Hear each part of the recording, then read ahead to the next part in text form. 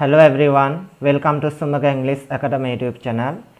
ඉංග්‍රීසියට හරි මග සුමග English Academy YouTube channel එකට ඔබ සියලු දෙනාව ඉතාමත් ආදරෙන් පිළිගන්නවා.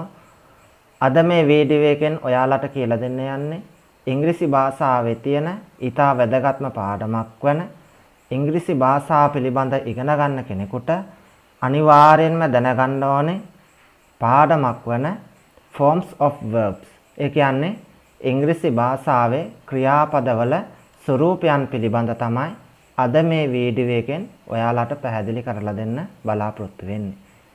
ඉංග්‍රීසි භාෂාවේ ක්‍රියාපදයක් ගත්තාම ඒ ක්‍රියාපදය විවිධාකාරයෙන් විවිධ වූ අදහස් ඉදිරිපත් කරන්න විවිධ ස්වරූපයෙන් ඉංග්‍රීසි වාක්‍යවල යෙදෙනවා, භාවිතා වෙනවා.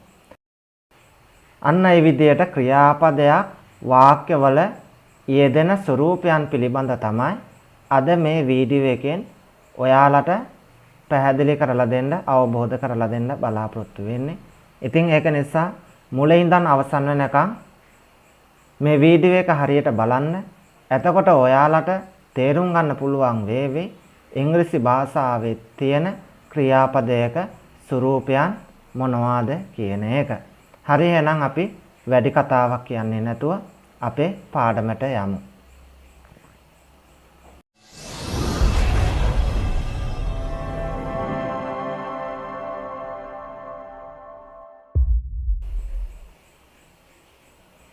හරි, එහෙනම් අද අපි ඉගෙන ගන්න යන්නේ ඉංග්‍රීසි භාෂාවේ තියෙන forms of verbs. ඒ කියන්නේ ඉංග්‍රීසි භාෂාවේ ක්‍රියාපදවල ස්වරූපයන් පිළිබඳව. ඉතින් මොකද්ද මේ ක්‍රියාපදයක ස්වරූපය කියලා කියන්නේ? ඒක අපි හරියට තේරුම් ගන්න, අවබෝධ කරගන්න ඉස්සලාම උදාහරණ කීපයක් අරන් බලමු. පළවෙනි එක. They play cricket. ඔවුන් ක්‍රිකට් සෙල්ලම් කරනවා. දෙවෙනි එක. They are playing cricket. ඔවුන් ක්‍රිකට් සෙල්ලම් කර ඉන්නවා. තුන්වෙනි එක. They played cricket. ඔවුන් ක්‍රිකට් සෙල්ලම් කළා. එතකොට මේ වාක්‍ය තුනේදීම තියෙන්නේ එක verb එකයි. ඒ තමයි play කියන එක. සෙල්ලම් කරනවා කියන එක. එතකොට මේ play කියන verb එක ස්වරූප තුනකින් තමයි මේ වාක්‍ය තුල යෙදিলা තියෙන්නේ. අන්න ඔය විදිහට විවිධාකාරයෙන් විවිධ අදහස් ප්‍රකාශ කරන්න අපිට මේ ක්‍රියාපදයක් විවිධ ස්වරූපයෙන් විවිධ වාක්‍යවල යොදා ගන්න සිද්ධ වෙනවා, භාවිතා කරන්න සිද්ධ වෙනවා. අන්න ඒවට තමයි මේ forms of verbs, ක්‍රියාපදවල ස්වරූප කියලා කියන්නේ. ඉතින් ඉංග්‍රීසි භාෂාව ගත්තොත් ක්‍රියාපදයක ස්වරූපයන් තියෙන්නේ 5යි. ඒ තමයි base form එක. ඊළඟට simple present tense, ඒ කියන්නේ වර්තමාන ස්වරූපය. present participle, ඒ කියන්නේ ing ස්වරූපය. simple past tense, අතීත ස්වරූපය සහ past participle, ඒ කියන්නේ අතීත කෘදන්ත ස්වරූපය කියන මෙන්න මේ ස්වරූප පහෙන් තමයි ඉංග්‍රීසි භාෂාවේ ක්‍රියාපදයක් වර්ණගන්නේ, නිර්මාණය වෙන්නේ. ඉතින් මේ ඉංග්‍රීසි භාෂාවේ තියෙන ක්‍රියාපදයක් මේ ස්වරූප පහෙන් නිර්මාණය වෙන ආකාරය පිළිබඳ ඉගෙන ගන්න කලින් අපිට තවත් විශේෂ ක්‍රියාපද වර්ග දෙකක් ගැන ඉගෙන ගන්න සිද්ධ වෙනවා. ඒ තමයි regular verbs සහ irregular verbs කියන මෙන්න මේ කොටස් දෙක, වර්ග දෙක. මං මුලින් කරපු verbs කියන පාඩමේදී ක්‍රියාපද වර්ග ගැන ඔයාලට කියලා දුන්නා. ඉතින් ඒ වීඩියෝස් තාමත් බලලා නැත්නම් පහළ description එක දාලා තියෙනවා. ඒ description එකේ තියෙන link වලට ගිහිල්ලා ඔයාලට කලින් කරපු පාඩම් වල වීඩියෝ බලා ගන්න පුළුවන්. ඉතින් අද අපි කතා කරන්නේ ඉංග්‍රීසි භාෂාවේ තියෙන forms of verbs, ක්‍රියාපදවල ස්වරූපයන් පිළිබඳ. ඉතින් මේ ක්‍රියාපදවල ස්වරූපයන් පිළිබඳ කතා කරනකොට අපිට විශේෂ වූ ක්‍රියාපද වර්ග දෙකක් ගැන ඉගෙන ගන්න සිද්ධ වෙනවා. ඒ තමයි regular verbs සහ irregular verbs කියලා කියන්නේ. එතකොට මේ regular verbs සහ irregular verbs කියලා කියන්නේ අර මං කලින් කරපු ක්‍රියාපද වර්ග types of verbs කියන මේ වීඩියෝ එකේදී ප්‍රධාන ක්‍රියාපද වර්ග දෙකක් ඔයාලට කියලා දුන්නා. ඒ තමයි main verbs සහ auxiliary verbs කියන මේ ක්‍රියාපද වර්ග දෙක. එතකොට main verbs යටතේ ඉගෙනගත්තු සියලුම ක්‍රියාපද නැවත අපිට මෙන්න මේ regular verbs සහ irregular verbs කියන මේ කොටස් දෙකට බෙදලා වෙන් කරන්න පුළුවන්. එතකොට regular verb එකක් කියලා කියන්නේ විධිමත් ක්‍රියාපද වලට. ඇයි මේ විධිමත් කියලා කියන්නේ? ඒ කියන්නේ අපි අර මුලින් කියපු forms වලට ස්වරූපයන් වලට වර්ණනකොට එකම ස්වරූපයෙන් තමයි මේ ක්‍රියාපද වර්ණගෙන්නේ. irregular verbs එකක් කියලා කියන්නේ එම ක්‍රියාපද වර්ණගෙන ආකාරය අර ස්වරූපයන් වලට යෙදෙන ආකාරය එකින් එකට වෙනස්. හරියට මෙන්න මේ රටාවට මේ ක්‍රමයට තමයි ඒ ක්‍රියාපදයක් වර්ණගෙන්නේ කියලා කියන්න බෑ. ඉතින් ඒක නිසා තමයි වට අවිධිමත් ක්‍රියාපද කියලා කියන්නේ. හරි එහෙනම් අපි බලමු ඉස්සෙල්ලාම regular verbs එකක්. ඒ කියන්නේ විධිමත් ක්‍රියාපදයක් අර මුලින් කියපු forms පහට ස්වරූපයන් පහට යෙදෙන ආකාරය නිර්මාණය වෙන ආකාරය. Regular verbs in English create the simple past and past participle by adding ed to the base form.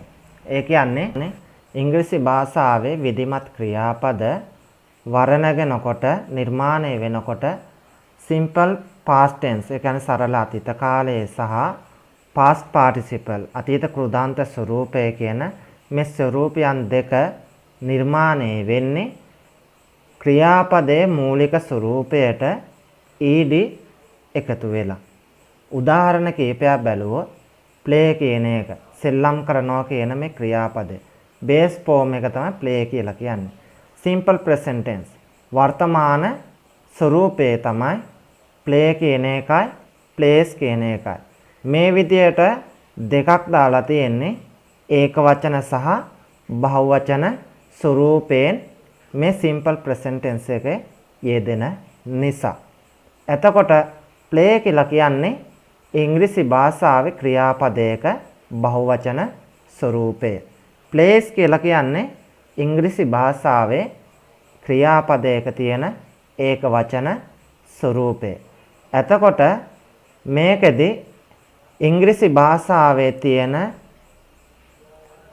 භාෂාවේ බහුවචන ස්වරූපයෙන් තියෙන ක්‍රියාපදයක් ඒක වචන බවට පත් කිරීමේදී ගොඩාක් දුරට අර අපේ nouns වල singular and plural nouns වලදී ඉගෙනගත්තු rules ටිකම තමයි යෙදෙන්නේ rules ටිකම තමයි තියෙන්නේ. ඉතින් ඒක නිසා ඒ වීඩියෝ එක තාමත් බලලා නැත්නම් පහළ description එක දාලා තියෙනවා. කැමති කෙනෙක් ඉන්නවා නම් ඒක වචන නාමපදයක් බහුවචන කිරීමේදී තියෙන රීතින් මොනවද කියලා බලලා ඉගෙන ගන්න පුළුවන්. ඉතින් ඒකේ තියෙන rules ටිකම තමයි මේ ක්‍රියාපදවලදී භාවිතා වෙන්නේ. එතකොට වෙනසකට තියෙන්නේ ඒක වචන නාමපදයක් තමයි අපි බහුවචන බවට පත් කරන්න ඒ rules ටික ක්‍රියාත්මක කරන්නේ. හැබැයි ක්‍රියාපදයකදී වෙන්නේ බහුවචනයෙන් තියෙන ක්‍රියාපදයක් ඒක වචන බවට පත් කරන්න තමයි ඒ rules ටික අපි භාවිතා කරන්නේ. ඉතින් ඒකත් මේත් එක්කම ඔයාලට මතක් කරන අනිවාර්යෙන්ම ඒ කාරණාවත් ඔයාලා මතක තියාගෙනම ඉදිරියට යන්න. ඊළඟ එක තමයි present participle. ඒ කියන්නේ ing form එක. එතකොට මේ ing form එක යෙදෙන්නේ base form එකට මූලික ස්වරූපයට ing එකතු වෙලා. simple past tense එකේදී base form එකට ක්‍රියාපදයේ මූලික ස්වරූපයට ed එකතු වෙලා තමයි එම ක්‍රියාපදය නිර්මාණය වෙන්නේ. past participle එකේදීත් එතකොට ක්‍රියාපදයේ මූලික ස්වරූපයට ed එකතු වෙලා ඒ ක්‍රියාපදයක් නිර්මාණය වෙනවා. එතකොට අනිත් උදාහරණ ටිකත් බැලුවොත් එහෙම work වැඩ කරනවා කියන මේ ක්‍රියාපදය. simple present tense එකේදී දෙන්නේ work works කියලා. present participle එකේදී working වෙනවා. simple past tense එකේදී ed එකතු වෙලා worked බවට පත් වෙනවා. past participle එකේදීත් ed එකතු වෙලා worked බවට පත් වෙනවා. help කියන මේ උදව් කරනවා කියන ක්‍රියාපදයත් ඒ විදිහටම තමයි වර්ණගෙන්නේ. simple present tense එකේදී help helps වෙනවා. present participle එකේදී helping බවට පත් වෙනවා. simple past tense එකේදී ed එකතු වෙලා helped බවට පත් වෙනවා. past participle එකේදී ed එකතු වෙලා helped බවට පත් වෙනවා. look බලනවා කියන මේ ක්‍රියාපදයත් simple present tense එකේදී look looks කියලා යෙදෙනවා. present participle එකේදී looking බවට පත් වෙනවා. simple past tense එකේදී looked බවට පත් වෙනවා ed එකතු වෙලා. past participle එකේදී ed එකතු වෙලා looked බවට පත් වෙනවා. අන්න ඔය විදිහට තමයි ඉංග්‍රීසි භාෂාවේ තියෙන වැඩිම ක්‍රියාපද සංඛ්‍යාවක් මේ forms වලට වර්ණගෙන්නේ. අපි නම් ඊළඟ rule එක බලමු. If the verbs ends in a consonant and y, create the simple past and past participle by dropping the y and adding ied. ඒ කියන්නේ යම් ක්‍රියාපදයක් ව්‍යංජන අකුරක් එක්ක y අකුරකින් අවසන් වෙලා තියෙනවා නම් එම ක්‍රියාපදවල simple past tense එකයි past participle එකයි නිර්මාණය වෙන්නේ y අකුර ඉවත් වෙලා ඒ වෙනුවට ied එකතු වෙලා. උදාහරණ කීපයක් බලමු. cry කියන එක අඬනවා කියන මේ ක්‍රියාපදය y අකුරකින් තමයි අවසන් වෙලා තියෙන්නේ. ඊට කලින් තියෙන්නේ r අකුර, ඒ කියන්නේ consonant එකක්, ව්‍යංජන අකුරක්. ඉතින් එම ක්‍රියාපද කොහොමද මේ forms වලට යෙදෙන්නේ? simple present tense එකේදී cry cries බවට පත් වෙනවා. එතකොට මේකෙදිත් බලන්න මතක තියාගන්න y අකුරකින් යම් ක්‍රියාපදයක් අවසන් වෙනවා නම් එම ක්‍රියාපදයක් ඒක වචන බවට පත් වෙන්නේ y අකුර ඉවත් වෙලා ies එකතු වෙලා. ඒ rule එක අර මම මුලින් කියපු singular and plural nouns පිළිබඳ කරපු පාඩමේ තියෙනවා. ඉතින් වැඩි දුර දැනගන්න ඒ පාඩම අනිවාර්යෙන්ම ඔයාලා බලන්න. එතකොට cries කියන එක ඇවිල්ලා ක්‍රියාපදේ ඒක වචන ස්වරූපය. present participle එකේදී ing එකතු වෙනවා cry කියන මේ ක්‍රියාපදයේ මූලික ස්වරූපයට. එතකොට crying බවට පත් වෙනවා. simple past tense එක නිර්මාණය වෙන්නේ y අකුර ඉවත් වෙලා ied එකතු වෙලා. එතකොට cried බවට පත් වෙනවා. past participle එකත් එහෙමයි y අකුර ඉවත් වෙලා ied එකතු වෙනවා cried බවට පත් වෙනවා. study කියන එකත් එහෙමයි.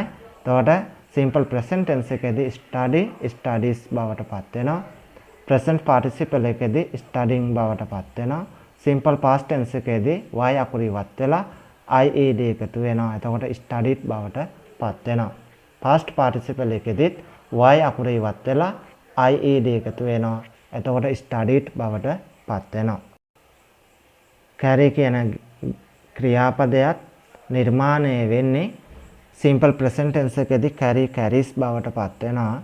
present participle එකේදී ing එකතු වෙලා carrying බවට පත් වෙනවා. simple past tense එකේදී y අකුර ඉවත් වෙලා ied එකතු වෙලා carried බවට පත් වෙනවා. past participle එකේදී y අකුර ඉවත් වෙලා ied එකතු වෙලා carried බවට පත් වෙනවා. apply කියන එකත් ඒ විදිහමයි. simple present tense එකේ apply applies බවට පත් වෙනවා. present participle එකේදී applying බවට පත් වෙනවා.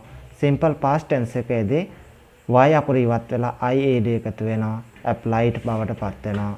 past participle එකේදී y අකුර ඉවත් වෙලා ied එකතු වෙනවා applied බවට පත් වෙනවා.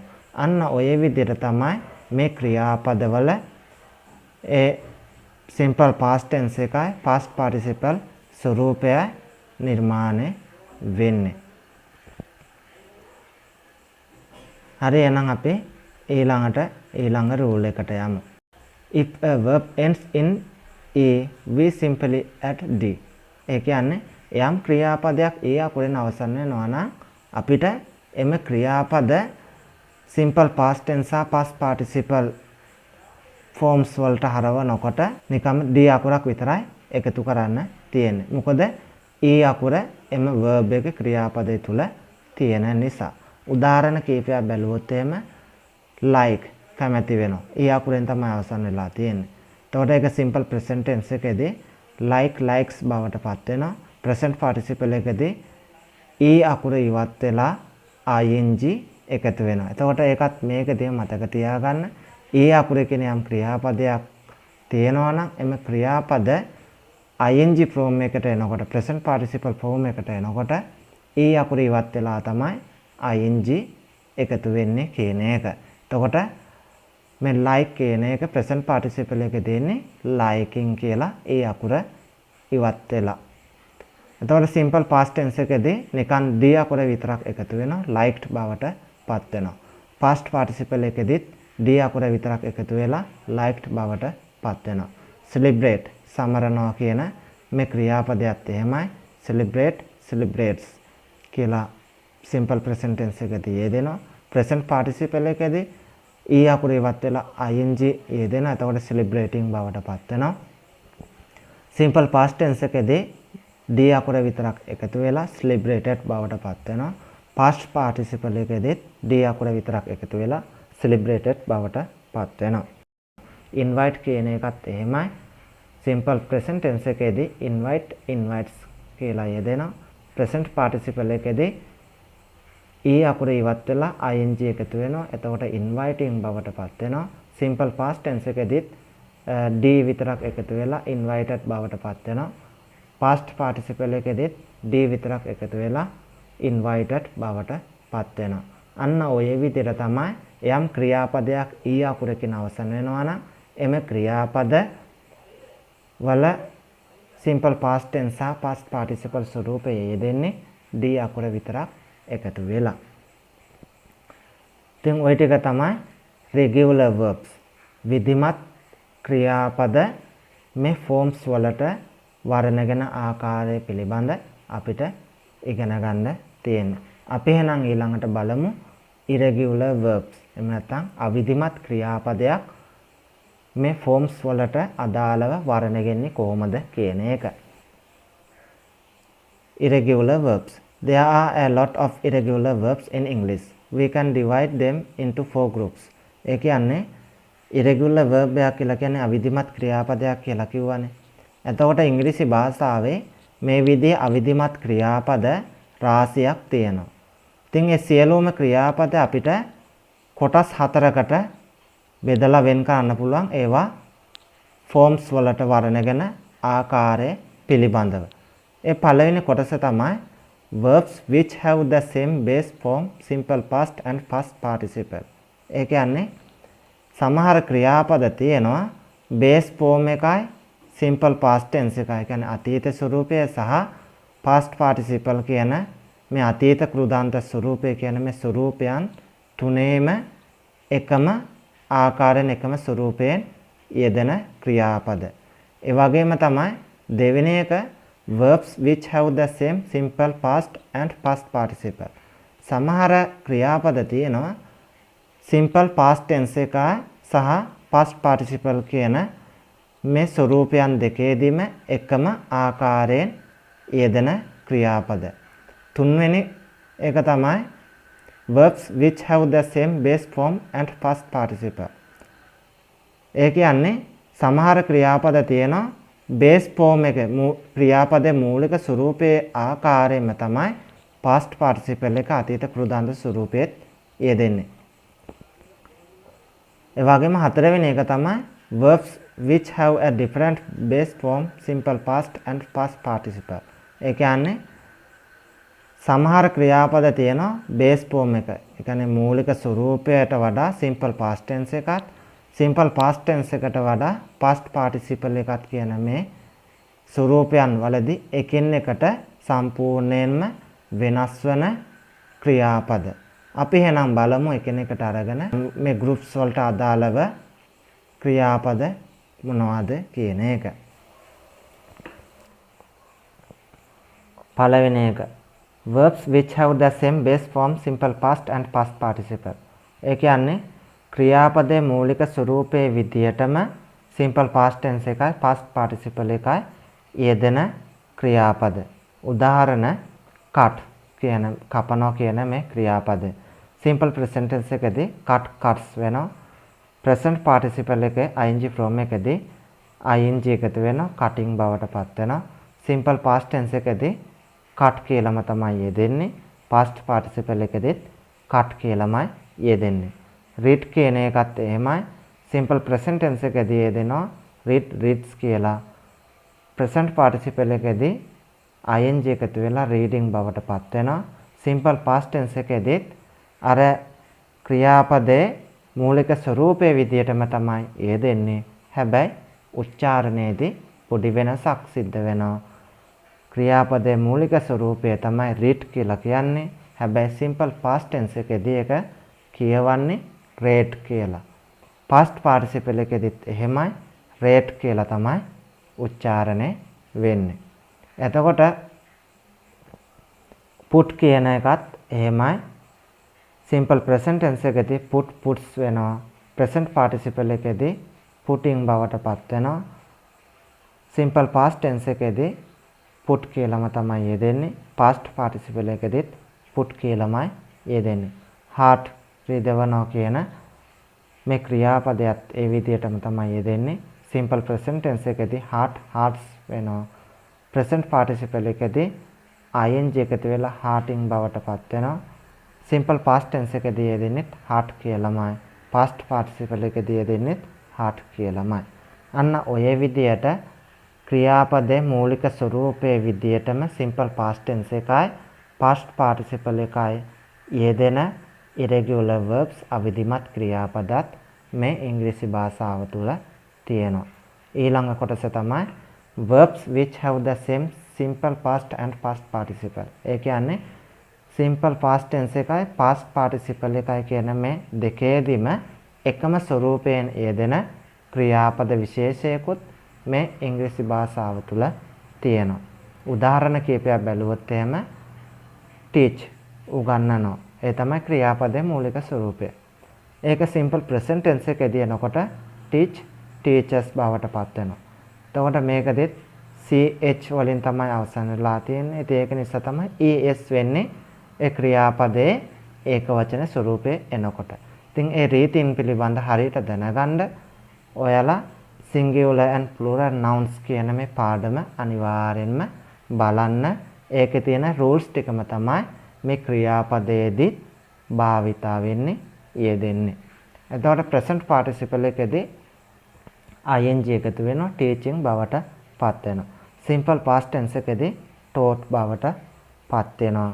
past participle එකේදී taught කියලාම තමයි යෙදෙන්නේ. meet කියන එක මුණ ගැහෙනවා කියන එක. simple present tense එකේදී meet meets වෙනවා. present participle එකේදී ing එකතු වෙලා meeting බවට පත් වෙනවා. simple past tense එකේදී met වෙනවා. past participle එකේදී met කියලාම තමයි යෙදෙන්නේ. sleep කියන එක නිදා ගන්නවා කියන එකත් එහෙමයි. simple present tense එකේදී sleep sleeps බවට පත් වෙනවා. present participle එකේදී sleeping වෙනවා. simple past tense එකට එනකොට slept කියලා වෙනවා.